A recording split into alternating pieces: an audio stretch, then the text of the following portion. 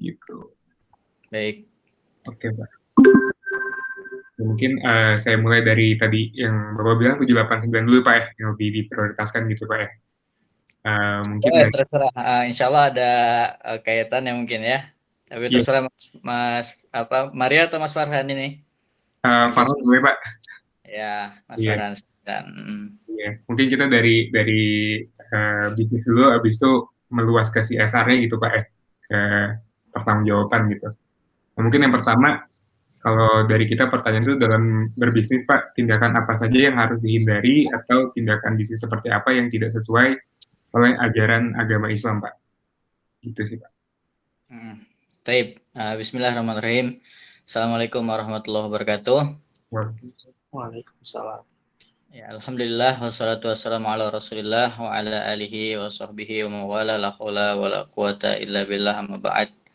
Ya, teman-teman, Mas Farhan, Mas Lutfi yang semoga selalu dimuliakan dan dirahmati oleh Allah Subhanahu wa taala, mudah-mudahan dalam keadaan sehat walafiat, ya diberkahi oleh Allah Subhanahu wa taala dan diridai oleh Allah Subhanahu wa taala. Amin. Ya, terkait tentang bisnis ya, maka kita harus melihat suri tauladan kita terlebih dahulu ya, yaitu Rasulullah Sallallahu Alaihi Wasallam. Karena teman-teman, Rasulullah Sallallahu Alaihi Wasallam itu lebih lama menjadi pebisnis gitu ya, atau entrepreneurship daripada beliau menjadi Rasul, ya kan ya. Nah ini yang harus kita pahami, bahwa kita pun ya harus terjun ke dalam dunia itu gitu ya. Hmm. Ya, ada orang yang menjadi apa namanya investor, ada orang yang menjadi karyawan. Makanya tuh Robert Kiyosaki itu mengatakan bahwa orang terkaya itu dibagi menjadi 4 gitu ya. Nah, yang pertama itu adalah para karyawan ya, atau para pekerja. Inilah maksudnya tingkatan orang yang banyak harta gitu ya. Nomor empatnya ya, nomor empatnya itu karyawan gitu ya. Ya, karena dia selalu mendapatkan active income gitu ya. Dia Iya. per bulan sudah jelas tuh dia ya bisnisnya gitu ya, atau usahanya atau pekerjanya di suatu perusahaan. Dan yang ketiga ya, kita mundur ya dari 4 kemudian 3, yaitu spesialis ya. Jadi seseorang yang punya skill yang orang lain tidak miliki gitu ya. Contoh misalkan dokter spesialis ya, atau apapun profesinya, yang penting dia jadi spesialis. Ini menurut Robert Kiyosaki itu nomor 3 ya. Nah, nomor kedua yaitu seorang pengusaha gitu ya, entrepreneurship. Inilah orang yang terkaya nomor nomor 2 ya, karena dia memutar hartanya gitu ya. Memutar hartanya, bahkan dia bisa menggaji orang orang lain kan gitu ya. Nah, kemudian nomor 1 yaitu adalah investor. Nah, jadi ketika kita ingin menjadi orang yang kaya gitu ya, maka coba kita semua dalam 4 ini kita coba. Ya coba kita menjadi pekerja dulu, karena kita harus mengetahui dulu nih seluk beluk gitu ya suatu pekerjaan. Kemudian spesialis ya, kemudian menjadi entrepreneurship ya, apalagi kalian masih masih muda ya, harus diasah itu. Jangan sampai diam di comfort zone atau zona nyaman gitu ya. Kemudian jadi investor ya, sedikit-sedikit putarlah uang kalian ya. Kenapa? Ya karena kalian akan menjadi passive income nanti, ya kan? Kalian tidur tapi uang bekerja untuk kalian. Jangan sampai kita yang bekerja untuk uang, tapi uang yang bekerja untuk kita. Nah, terkait bisnis ini teman-teman, maka kita harus apa namanya memahami gitu ya, apa yang harus kita lakukan atau apa yang harus kita hindari dalam bisnis ini gitu ya. Yang pertama mungkin teman-teman, yang namanya bisnis itu banyak godaan-godaan yang ingin menzalimi orang lain. Contoh, kita ingin produk kita itu dibeli sama calon konsumen, ya kan ya. Maka banyak di antara kita yang tergoda untuk mengelabuhi si konsumen tersebut. Entah itu bilang bahwa barang kita ini lebih bagus, barang kita ini kualitasnya top gitu ya. Padahal tidak. Nah, inilah yang tidak boleh kita lakukan. Makanya yang pertama harus kita lakukan yaitu adalah kejujuran. Ya, itu yang terpenting. Kunci yang terpenting dalam sebuah bisnis itu adalah kejujuran. Ya kan ya? Kejujuran ini benar-benar harus kita jaga. Makanya kata Allah Subhanahu wa taala, "Ya ayyuhalladzina amanu taqullaha wa qulu qawlan sadida." Ya, wahai orang-orang yang beriman, bertakwalah kepada Allah Subhanahu wa taala dan perkataan yang jujur, dan katakanlah perkataan yang jujur. Ini yang harus kita lakukan ya, yaitu kejujuran. Kemudian seorang pengusaha ya, jika kita ingin bisnis gitu ya, maka kita harus cerdas gitu ya. Maka kita harus cerdas. Ya, ketika kita ingin membuka suatu usaha, maka kita harus memilih produk yang benar-benar kita cintai, yang kita sukai. Jangan kita nggak suka produk itu, kita jual produk itu gitu ya. Kita nggak suka ini malah jual ini. Harusnya jual atau produk yang kita sukai itu baru silakan di sell, silakan dijual gitu ya. Ini harus cerdik. Kemudian masalah tempat juga ya kan ya. Jadi kita harus cerdik nih, tempat yang mana nih yang strategis agar bisnis kita itu laku, bisnis kita itu laris gitu. Jangan sampai di belakang tembok kita membuka bisnis gitu ya, karena tidak ada nanti yang tahu, yang melihat gitu ya. Nah, ini jujur, kemudian kita cerdas gitu ya dalam melakukan usaha. Yang harus kita hindari ya, maka kebalikan yang harus kita hindari. Tidak boleh kita berdusta ya, tidak boleh kita berbohong ketika kita bisnis. Kata Nabi Shallallahu Alaihi Wasallam, "Man ghasya falaisa minni." Barang siapa yang menipu bukan dari golonganku, kata Nabi Shallallahu Alaihi Wasallam ya. Itu Mas Farhan dan Mas Lutfi ya, terkait apa saja sih yang harus kita lakukan ya agar kita bisa berbisnis dengan norma-norma Islam ya, gitu. Taib. Oke, Pak. Mungkin selanjutnya karena tadi kegiatan bisnis gitu Pak ya, banyak juga perusahaan tuh ada tindak tanggung jawab kepada lingkungan dan sosial gitu Pak. Nah, Betul. kalau menurut Pak Ustadz sendiri nih, tanggapannya mengenai CSR ini dari perusahaan itu gimana Pak? Bentuk pertanggungjawaban sebuah perusahaan kepada lingkup sosial dan alam gitu Pak. Iya, taib. Jadi suatu perusahaan kan memang ada yang namanya CSR gitu ya, Corporate Social Responsibility gitu ya. Jadi perusahaan yang mempunyai tanggung jawab terhadap kehidupan sosial gitu. Dan itu memang kewajiban gitu ya. Dan itu memang kewajiban, bahkan ditetapkan oleh pemerintah gitu ya. Jadi ada tuh perusahaan apa namanya, peraturan pemerintah ya di dalam undang-undang mengatakan bahwa suatu perusahaan itu ya harus melakukan CSR ya. Bahkan sebenarnya pemerintah itu tidak apa namanya ya, untuk segi nominalnya ya itu tidak apa namanya, tidak menetapkan gitu ya. Jadi pemerintah pusat itu tidak menetapkan jumlah besaran ya kepada perusahaan untuk mengeluarkan sebagian keuntungannya gitu ya. Mau dia mengeluarkan keuntungannya 50%, wah Masya Allah silahkan gitu kan ya. Tapi dari wilayah Kaltim ya, dari wilayah Kaltim Kalimantan Timur itu melalui perdanya, peraturan daerahnya menetapkan ya akan hal itu ya. CSR di wilayah tersebut itu mengeluarkan 3% dari total keuntungan bersihnya gitu ya. Walaupun pemerintah pusat ya itu tidak menetapkan jumlah ya besaran yang harus dikeluarkan apa perusahaan ya untuk dana CSR. Kalau misalkan kita pakailah dari Kaltim tadi gitu ya, 3%. Kalau suatu perusahaan untung bersihnya itu 1 miliar, maka 3% dari 1 miliar itu 30 juta ya. Maka perusahaan tersebut harus mengeluarkan 30 juta untuk dana CSR-nya tadi ya. Untuk apa? Untuk kesejahteraan masyarakat di sekitarnya gitu. Taib. Oke, Pak. Kalau dari pandangan ajaran agama gitu, Pak, ada nggak yang ada keterkaitannya gitu, Pak, di surat atau di apa yang menjelaskan bahwa kita tuh harus kembali ke masyarakat gitu, Pak, bertanggung jawab gitu. Karena Ya, dalam berbisnis mungkin kan kita menggunakan resource-nya alam gitu, Pak, ya, ya, menggunakan orang-orang gitu, Pak.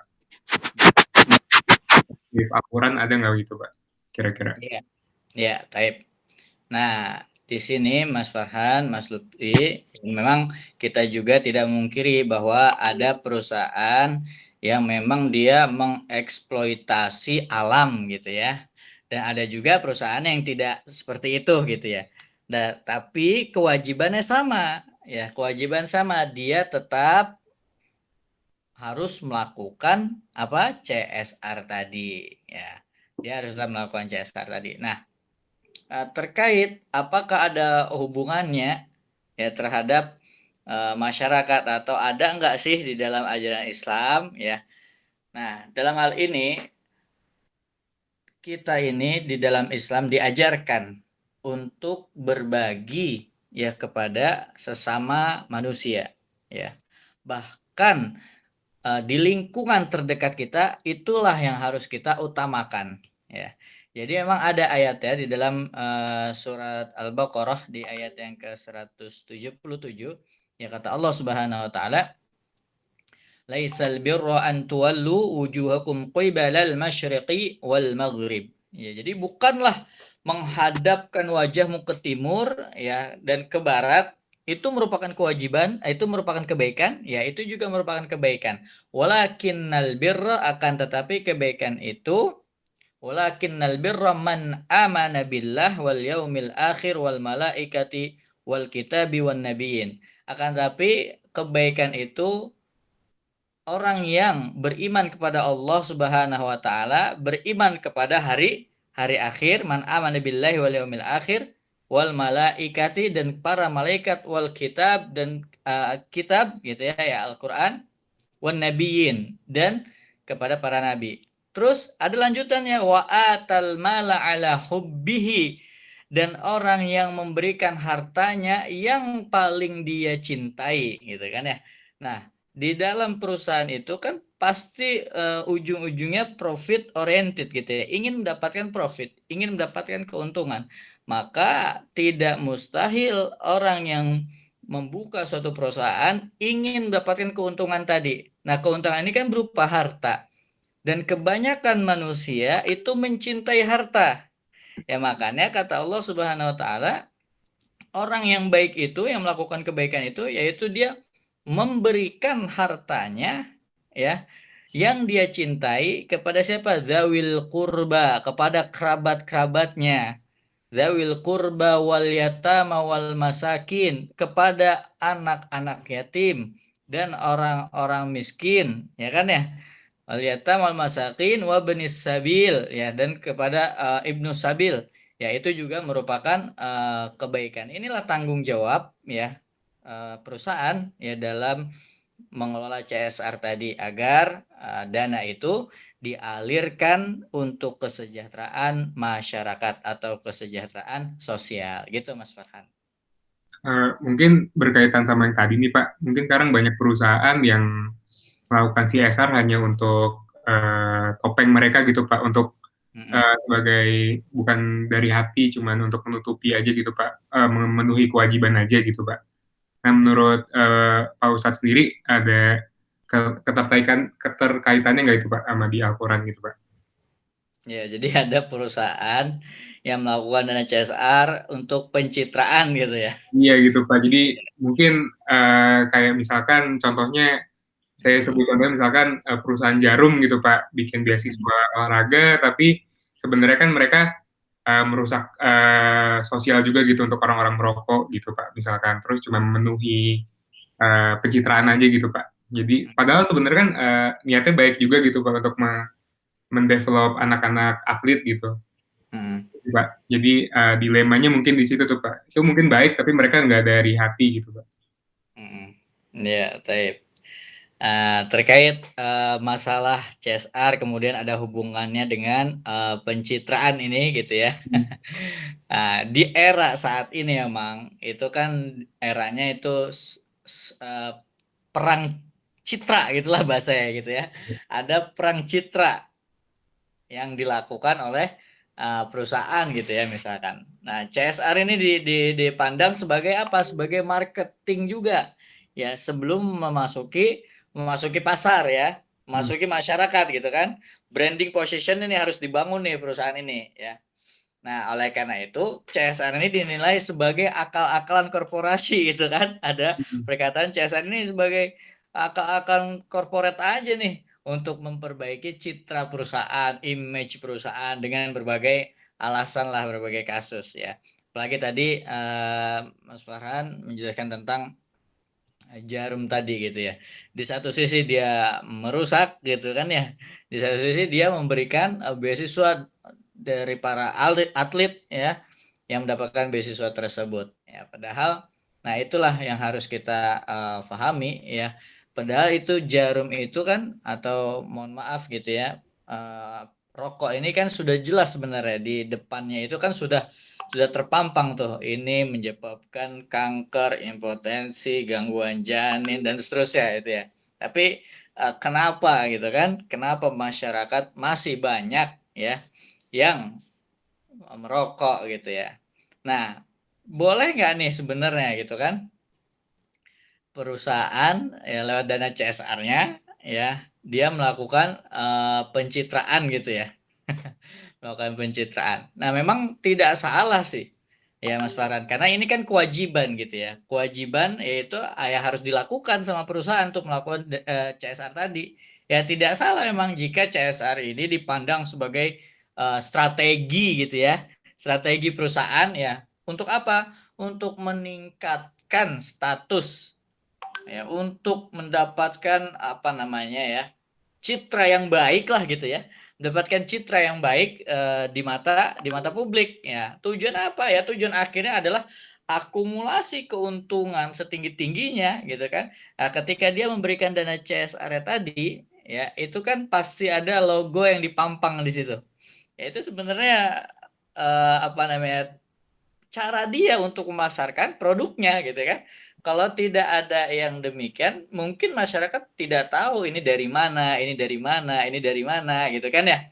Ya agar branding dia tadi atau produk dia tadi dikenal lebih luas lagi ya oleh masyarakat. Makanya oleh karena itu memaksakan kehendak nih agar program sosial yang membawa apa namanya brand dia ya, brand perusahaan perlu dihilangkan pun bukanlah opsi terbaik gitu kan. Jadi misalnya contoh ada perusahaan yang ingin melakukan pendistribusian dana CSR-nya kemudian tidak menampilkan brandnya gitu ya, tidak menampilkan logonya misalkan.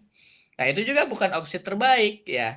Nah, yang lebih dibutuhkan adalah bukan itunya, tapi mekanisme pengawasan terhadap dana CSR tadi gitu ya. Jadi mekanismenya.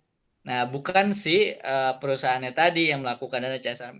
Mekanismenya benar enggak gitu kan. Contoh misalkan perusahaan yang untungnya 1 miliar harusnya misalkan peraturannya 3% harus dikeluarkan untuk dana CSR. Berarti kan 30 juta ya kan ya. Nah, kalau perusahaan ini tidak mendistribusikan dana CSR tadi sejumlah 30 juta, maka inilah yang harus di apa? Monitor, dikontrolling gitu ya. Ini yang melanggar. Tapi kalau perusahaan ini benar ya mendistribusikan dananya 30 juta tadi ya sesuai dengan memang peraturan apa namanya pemerintah daerah atau pemerintah pusat, maka itu bukan pencitraan ya karena itu kewajiban gitu. Sama kita seperti sholat wajib gitu kan. Sholat wajib kan harusnya di masjid. Apakah itu pencitraan? Ya itu tergantung niat asing gitu. Masa dia pencitraan? Ya itu urusan dia sama Allah Subhanahu wa taala. Innamal a'malu binniyat. Begitu juga kita. Ketika kita yang wajib kita jalankan di masjid, ya bukan berarti kita pencitraan, yaitu kewajiban, ya. Begitu juga sama dengan perusahaan yang punyai CSR tadi, itu kewajiban dia. Ya, kewajiban dia terhadap pemerintah misalkan untuk membayar pajak, kewajiban dia untuk mensejahterakan stakeholder stakeholder terkait, ya itu bukan pencitraan, ya itu masalah branding dia agar dikenal lebih luas lagi ya ke masyarakat gitu, Mas Farhan, Mas Lutfi. Untuk pertanyaan selanjutnya nih Pak Ustadz, menurut Pak Ustadz tuh eh, kita tuh misalnya sebagai pekerja yang beragama itu bagaimana tindakan kita apabila kayak perusahaan yang kita kerja di tempat tersebut itu melakukan CSR yang pencitraan gitu. Ya, terkait kita nih posisinya sebagai pekerja gitu ya, mendapati perusahaan yang melakukan pencitraan ya di balik pelaksanaan dari CSR tadi ya. Nah, kita nih sebagai pekerja lakukan saja semaksimal kita.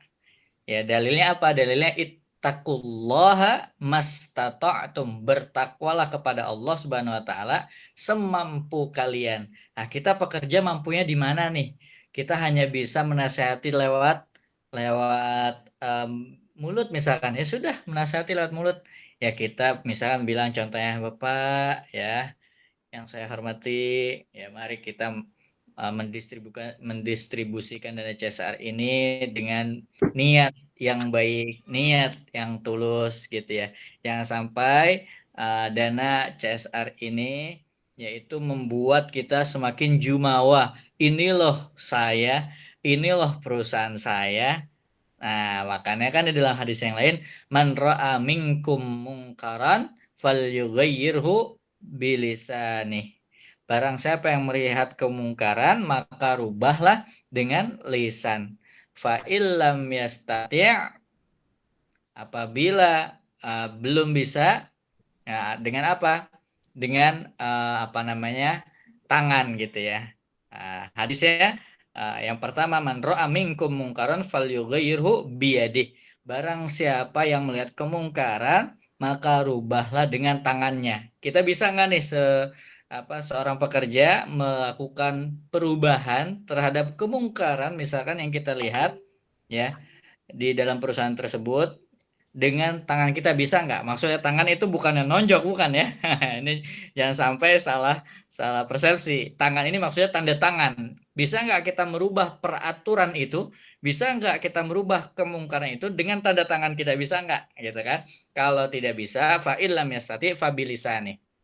Apabila kita tidak bisa, maka cukup dengan lisan ya. Fa illam yastati, apabila kita tidak bisa, fa biqalbih, cukup mengingkari dengan hati. Wadzalika adhaful iman, kata Nabi Shallallahu alaihi wasallam, dan itulah selemah-lemahnya iman. Jadi mengingkari dengan hati itu selemah-lemah iman, karena ya kita tidak punya kekuatan lagi, karena kita cukup kita hanya posisinya di pekerja, sehingga sulit melakukan tanda tangan untuk merubah peraturan ya, agar kemungkaran ini tidak dilakukan lagi gitu ya. Nah, oleh karena itu, Mas Lutfi, ya Mas Farhan, ya kita nih sebagai pekerja maka rubahlah ya apa yang kita lihat suatu kemungkaran itu dengan yang kita bisa gitu ya, dengan yang kita bisa, sambil kita apa namanya mengedepankan akhlak ya, mengedepankan etika ya, mengedepankan sikap kita ya terhadap lawan bicara kita gitu, Mas Lutfi. Nah, menurut Ustadz itu sebenarnya tujuan yang kayak seharusnya yang ditetapkan dalam melakukan CSR itu apa aja ya? Gimana? Uh, Coba tujuan, bilang. tujuan yang harus ditetapkan dalam melakukan CSR gitu. Iya, Taib. Ya, tujuan memang perkara terpenting ya, apapun yang kita lakukan, tujuanlah yang terpenting gitu ya. Kita mau melakukan ini tujuan apa, kita melakukan ini tujuan apa. Nah, memang perusahaan manapun ya yang melakukan atau menjalankan CSR itu Ustadz rasa mustahil tanpa memiliki apa motivasi gitu ya, tanpa memiliki motivasi atau apa namanya tujuan yang ingin dia capai gitu ya, mustahil. Itu pasti ada sesuatu yang dia apa namanya harapkan gitu ya, ekspektasi yang dia harapkan lah. Oleh karena itu tujuan yang memang yang kita harus sama-sama memonitoring ya. Kalau kita sebagai pekerja misalkan ya, maka kita mengharapkan dari CSR tadi itu apa sosialnya ya, social license-nya apa namanya ya, masyarakat yang tadi yang kita tuju gitu ya, masyarakat sekitar perusahaan ya, merupakan komunitas gitu ya, komunitas utama perusahaan itu ya masyarakat sekitar ya, karena apa namanya kita tidak akan bisa berdiri di perusahaan itu, tidak bisa kita mengoperasikan perusahaan itu tanpa masyarakat ya. Bahkan undang-undangnya ada tuh, kalau kita ingin membuat perusahaan atau membuat pabrik itu harus 20 meter dari jalan, coba ya, harus 20 meter dari jalan jalan besar. Jadi kalau ada perusahaan atau apa namanya pabrik gitu ya yang membuat perusahaan itu, maksudnya membangun perusahaan itu tidak 20 meter dari jalan, maka itu melanggar sebenarnya, melanggar undang-undang gitu ya, melanggar undang-undang ya. Nah, makanya tujuan tadi itu ya harus kita pahami bahwa tujuan adalah masyarakat sekitar mendapat keuntungan dari perusahaan ya yang ada di situ ya. Nah, ketika mereka mendapatkan apa namanya benefit ya akan keberadaan perusahaan tersebut gitu ya, maka dengan sendirinya mereka ikut merasakan apa ya, kenikmatan gitu ya, merasakan kebahagiaan. Oh, ada loh orang yang peduli dengan saya gitu kan, karena masyarakat saat ini tidak melihat gelar setinggi apapun kita, tidak melihat sekaya apapun kita, tapi melihatnya apa, melihatnya mereka itu memberikan manfaat nggak sih buat saya gitu loh. Masyarakat itu menilai gitu ya, masyarakat nggak muluk-muluk, tapi masyarakat menilai itu mereka memberikan apa sih, manfaat apa sih buat saya. Nah, itulah yang harus kita perhatikan ya, inilah tujuan dari CSR tadi ya. Nah, kemudian yang selanjutnya tujuan dari CSR adalah mengharapkan gitu ya, mengharapkan hubungan yang baik lah, atau memperbaiki hubungan dengan apa, dengan stakeholder lah misalkan ya, dengan pihak-pihak yang berkepentingan ya. Nah, itu memperbaiki hubungan kita dengan stakeholder kan banyak ya, bukan hanya perusahaan, bukannya karyawan gitu kan ya, tapi masyarakat juga, yaitu merupakan pihak-pihak yang berkepentingan gitu. Kemudian apalagi ya adalah memperbaiki hubungan dengan regulator misalkan. Ya, regulator ini apa? Regulator ini adalah pemerintah gitu kan ya. Karena ada hubungannya perusahaan dengan pemerintah, ada aturannya, makanya salah satunya perusahaan itu harus membayar pajak misalkan. Ini kan cara memperbaiki hubungan baik antara perusahaan dengan regulator, dengan pemerintah gitu ya. Gitu Mas Lutfi. Pertanyaan terakhir nih Pak Ustadz. Ya. Jadi bagaimana sebagai seorang muslim itu kita berinteraksi dengan alam dan sosial? Ya, Masya Allah. Pertanyaan luar biasa nih. Sangat luar biasa dari anak-anak muda kita, mudah-mudahan menjadi generasi bangsa terbaik insya Allah. Ya. Terkait bagaimana sih perilaku kita gitu ya, akhlak kita gitu ya, untuk berinteraksi dengan sosial gitu, misalkan dengan alam gitu ya. Nah, ini kita perlu belajar dari contoh terbaik kita, yaitu Nabi Muhammad SAW. Bagaimana akhlaknya dengan apa namanya alam gitu ya. Contoh misalkan, ingat nggak ketika Nabi SAW di Taif ingin dilempari kotoran ya, dilempari hinaan, dicerca, ya, dimaki. Kemudian datanglah malaikat penjaga gunung gitu ya. Apa kata malaikat penjaga gunung?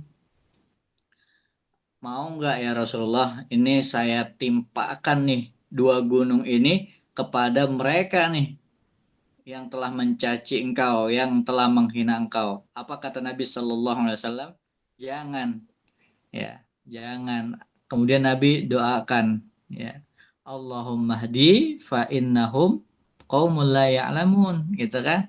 Ya Allah, berikanlah hidayah karena mereka kaum yang tidak tahu. Aku berharap nanti anak cucu keturunan mereka itu beriman kepada Allah Subhanahu wa taala. Tuh, bayangin akhlak Nabi Shallallahu alaihi wasallam kepada manusia dan kepada gunung sekaligus, ya kan? Kepada manusia jangan sampai menzalimi, yang pertama. Yang kedua, Nabi tidak mengiyakan, ya, tawaran dari malaikat untuk mengangkat gunung terus gunungnya ditimpakan kepada penduduk yang menghina Nabi. Coba bayangin kalau misalkan kata Nabi, iya udah timpakan saja udah. Itu gimana itu? Dua gunung kemudian ditimpakan sama mereka. Itu kan alam juga gitu kan. Gunung kan makhluk juga gitu kan, makhluk Allah Subhanahu wa taala gitu kan. Dari satu kisah ini kita mengambil dua pelajaran tadi. Akhlak Nabi kepada manusia dan akhlak Nabi kepada alam. Coba kalau kita digituin, coba kita dicaci orang, dimaki orang, difitnah orang, di apa namanya, gosipin orang, datang kepada Mas Lutfi dan Mas Farhan. Mas Lutfi, Mas Farhan, mau nggak tuh mereka saya timpakan dah. Apa jawaban kita biasanya? Laksanakan itu ya. Nah, inilah akhlak Nabi Shallallahu Alaihi Wasallam ya. Begitu juga kita sebagai pengikutnya. Kata Allah Subhanahu Wa Taala, innamal mu'minuna ikhwah. Sesungguhnya orang-orang beriman itu adalah bersaudara. Makanya jangan sampai kita menzolimi orang lain. Itu akhlak kita sesama makhluk sosial gitu ya. Jangan sampai bahkan nih ketika Nabi Shallallahu Alaihi Wasallam dan para sahabatnya berperang, ya boleh nggak tuh mau apa namanya merusak tumbuh-tumbuhan? Nggak boleh kan?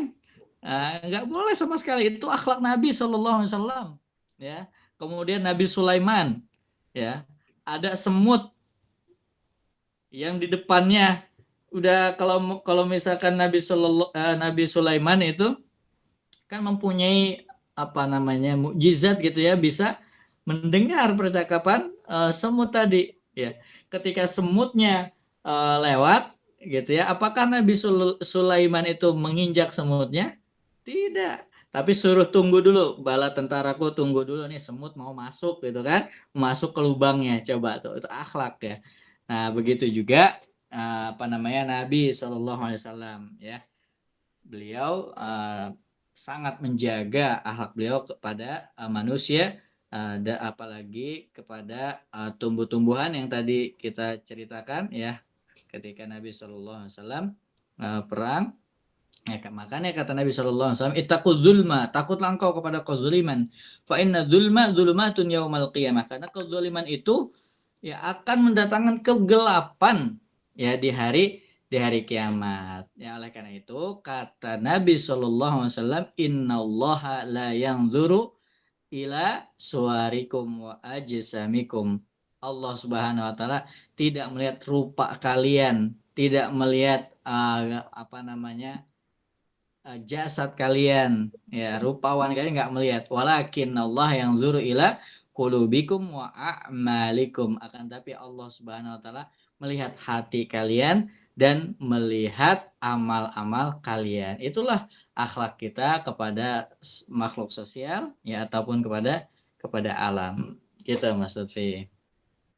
Oke, terima kasih banyak ya Pak atas bantuannya untuk diskusi kita malam ini. Sama-sama Mas Farhan. Sebelumnya saya stop dulu ya Pak recordingnya. Baik. Oh, iya.